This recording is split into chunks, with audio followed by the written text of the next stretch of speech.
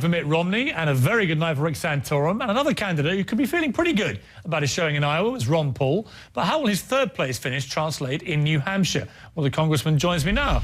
Ron Paul, a pretty good night for you last night. You must be feeling pretty happy today. Yeah, I think we did real well. It was essentially a three-way that came in first and gave us a chance to just have some momentum to go on. So I'm looking forward to New Hampshire. And, you know, we did real well in certain groups, and people dissect this out all the time. And I think most people knew that I would do real well with the people, you know, under 30, and I did extremely well there. I did real well with the independent groups, too. And that means that the interest in what I'm talking about is very broad-based. A lot of Republicans, independents, and even Democrats that come out to our rallies. So therefore, I think we're presenting a program that should be appealing to all Americans. I mean, what was really fascinating, because I was down at the CNN HQ in Atlanta watching the dramatic scenes unfurl right through the night. And it was clear that one thing was constant, which is that you, and I say this with great respect, the oldest candidate by some margin, was attracting the largest amount of young action on social media, Twitter, Facebook, and so on. You have got this extraordinary appeal to the youth. What do you put that down to? I don't know. I'm very pleased with it. I keep trying to figure it out. I ask a lot of questions to the young people, and they give me different answers. They're always very complimentary. Sometimes it's just that it sounds like you're the only one telling us the truth. It sounds like you will obey the Constitution and you'll vote by yourself if you have to. And they talk about foreign policy. I think young people are just not anxious to be sent off to war, and they have become fascinated with my interest in monetary policy, and there's a financial crisis going on. So they're actually studying, you know, the Federal Reserve and monetary policy. So they give us all these interests. But I think overall, it's my emphasis on liberty per se, just liberty, having freedom to run your life as you so choose, as well as spend your money as you so choose. And that is a very powerful message and very attractive to young people. I mean, I use Twitter a lot. And what is interesting to me is every time I mention your name or we cover you in the show, whatever it may be, I get an avalanche of reaction, very, very angry, from people that feel that you don't get a fair crack of the whip from the media generally, and that you're not taken seriously enough as a candidate. And there's no doubt there is some truth to that. For whatever reason, you quietly do your thing and you do it well, and yet it suits people to portray you as a kind of cranky old guy in the race, when actually the figures would suggest you should be taken more seriously.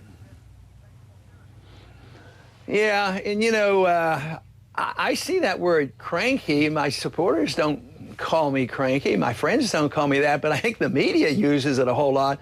And you know, I do hear that some of our people overreact, but I tell you what, they do the opposite thing. You know, just take the singer that endorsed me. They went and bought her albums, you know, Kelly Clarkson, I believe, and they bought albums, and they were, you know, very happy. So if you say something nice about me tonight, I'll bet you'll get a lot of good emails. I mean, they are very discretionary, and they really compliment people. But if they feel like I'm not getting a fair shake, and I think you even said that possibly that's the case, we come up short, they will even overreact. And I caution against that, because that's not the way to win friends and influence people.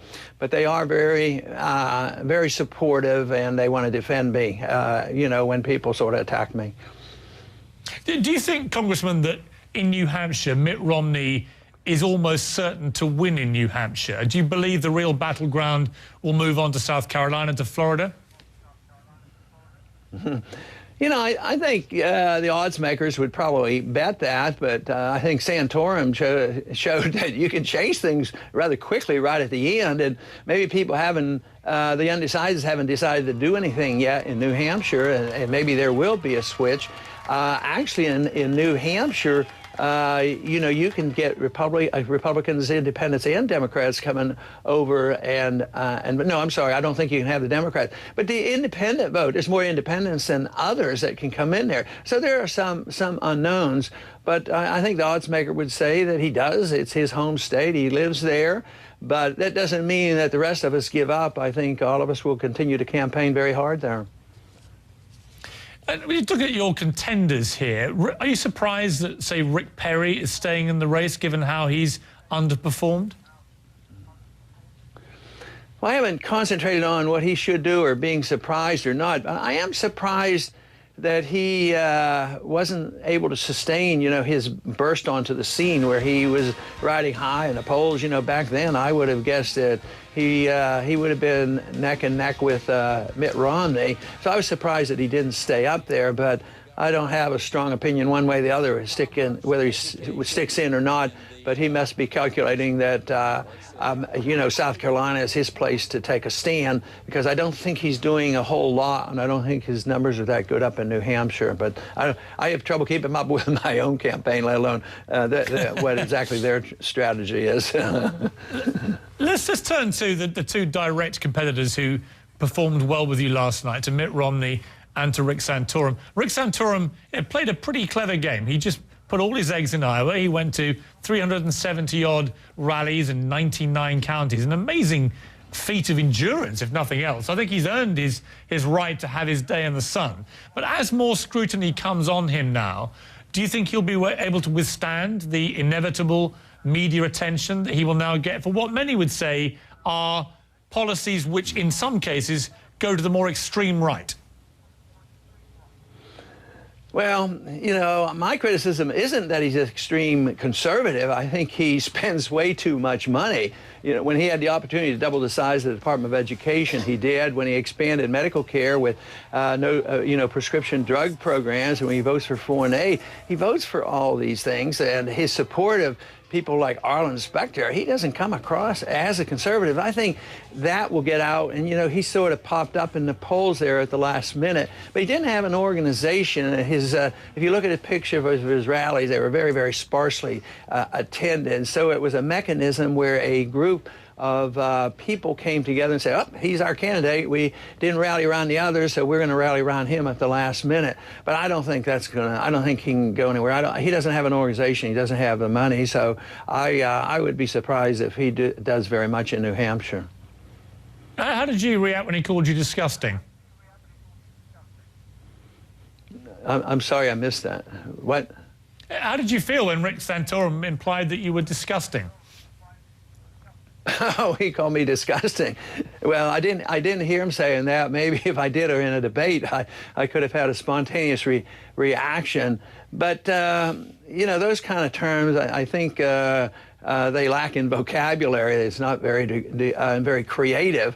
I think you could have find a maybe more dignified term. Maybe he could have said he disagrees with me or something.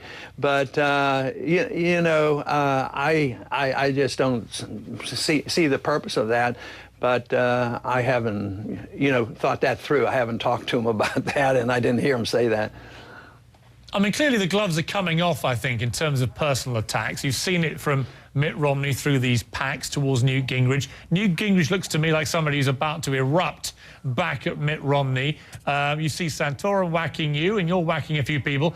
Is it time that this election gets real and inevitably gets ugly?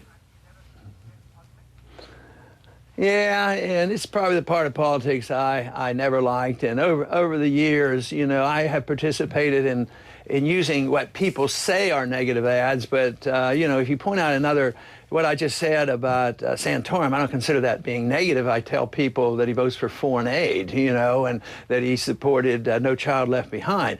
But no, that's the part that is more difficult for me, because I've been much more interested in changing the dialogue. I mean, my campaign and my platform is so much different. I'm talking about a change in foreign policy. I want to address the Federal Reserve. I want to cut spending. Nobody, whether it's Santorum or Gingrich or Romney, none of them really want to cut spending. They talk about the whole establishment, Democrat and Republican. They talk about cutting, but they're only talking about cutting proposed increases, and I want actual cuts.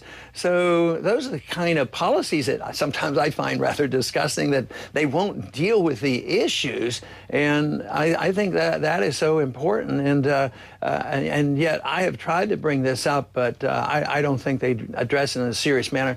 I deal a lot in protecting civil liberties and privacy, and talking about the Patriot Act, and I get good response for that. In the National Defense Authorization Act, this idea that the military can arrest an American citizen and held indefinitely without a lawyer, and nobody wants to talk about it.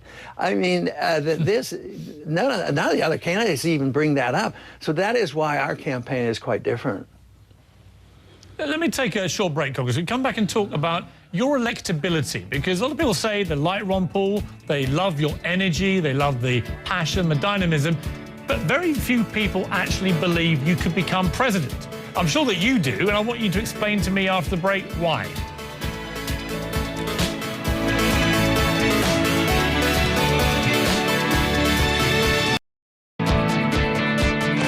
The establishment called him extreme and unelectable. They said he was the wrong man for the job. It's why a young Texan named Ron Paul was one of only 4 congressmen to endorse Ronald Reagan's campaign for president, believing in Reagan's message of smaller government and lower taxes. That's a Ron Paul political ad, and the candidate himself is back with me now. I mean, the Reagan factor is very alive and kicking here, because it's quite clear a lot of conservatives are looking for a Reagan-esque figure, and in many ways you could be that person. But I come back again, Ron Paul, to, I guess, what your problem is in terms of perception, is that your enemies out there always position you as slightly crazy.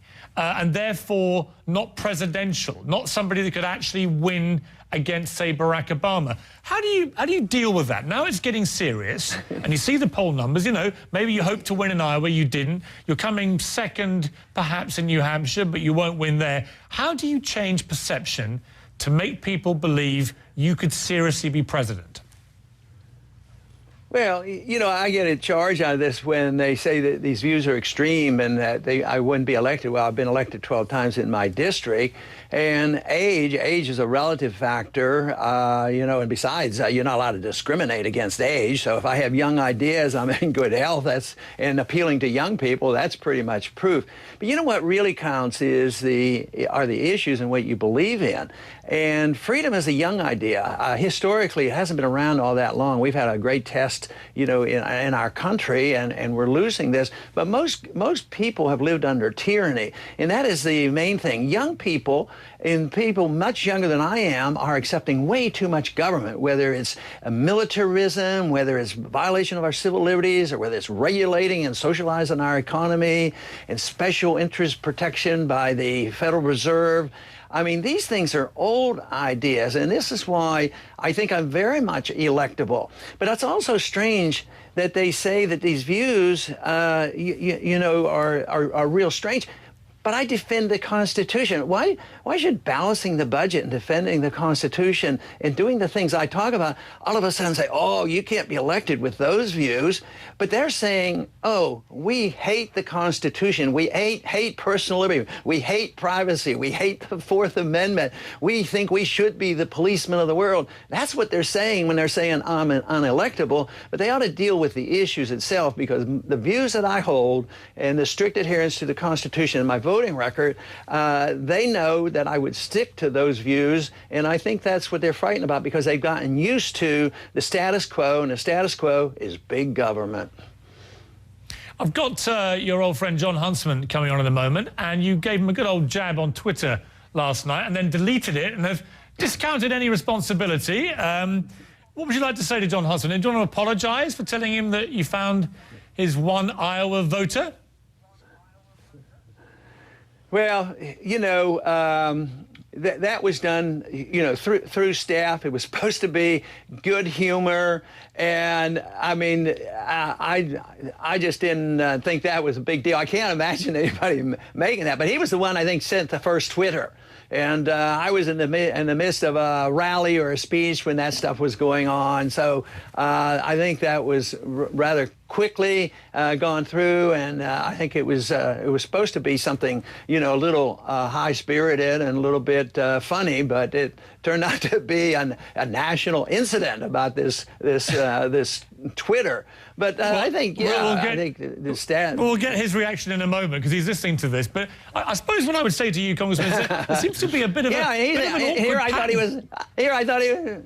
I thought he was a nice guy. He and I get along real well, and I thought he had some reasonable ideas. But I can't imagine him attacking me, you know. And so, well, I'm hoping you will in a moment. I mean, that's what he's on for. So hopefully he will. But I think what I would just urge a bit of caution with all these things, Congressman. There seems to be a pattern emerging of you being completely unaware of what your staff are doing under your name half the time. Well, not half the time, you know. I would hardly say that, but, you know, a press person does a lot for all of us. And if somebody is going to try to tell you that their press person never did a thing in your name, they're not telling you the straight story. Press people tend to do that, and they went over the top. And it was just a little thing, and they were trying to be funny. And I told them afterwards that after I got stuck with that, I said, you know, that isn't very funny to have me get caught on national television and not know what's going on, but it was meant to be in good humor. And when I looked at it, well, I thought it was in good humor. But I thought it was, okay, go ahead. Well, we're going to see if John Huntsman found it funny or not right now. Congressman, as always, thank you very much. All right, thank you. When we come back, my live exclusive interview with John Huntsman, we'll see if he is laughing at Ron Paul's little jabs.